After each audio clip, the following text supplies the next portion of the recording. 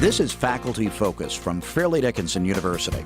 On this edition, we feature Dr. Khyati Joshi, Associate Professor in FDU's School of Education.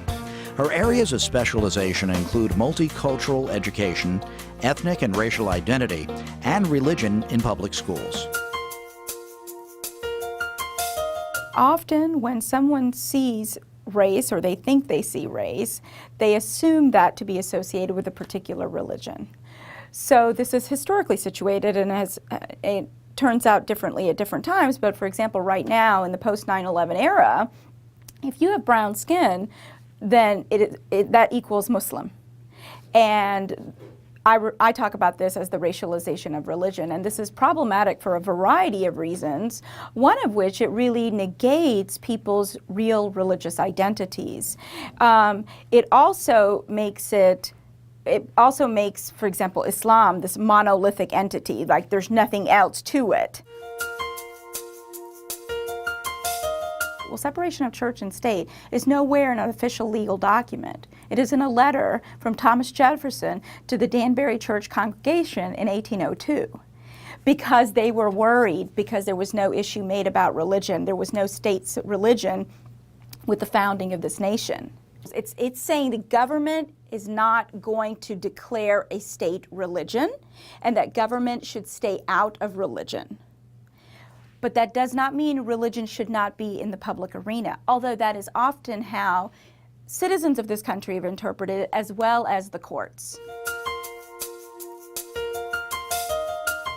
And it can be brought in a number of different ways, including students who choose to do an assignment on a religious figure. That should be accepted. Teachers, for example, one of the things I always tell teachers is if you're worried, because I can understand the fear they have, bring in more than one religion. Then no one can accuse you of having an agenda. This term, model minority, was coined, and it's really been used to pit African Americans against Asian Americans in a way of, because basically so many times the sometimes explicit and sometimes not so explicit message to African Americans and members of the Hispanic community, for example, is like, why can't you be more like the Asian Americans?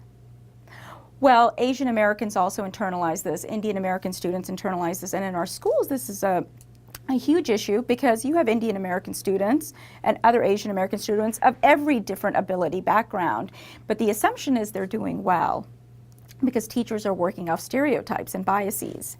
And often students who need extra help aren't getting it because they're on the quieter side, or students are not allowed to follow their passion.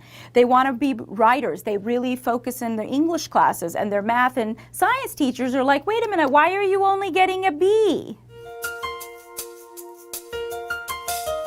We're not a secular nation. Religion has been part of schools and society from the get-go. Religion was never meant to not be included in public conversation.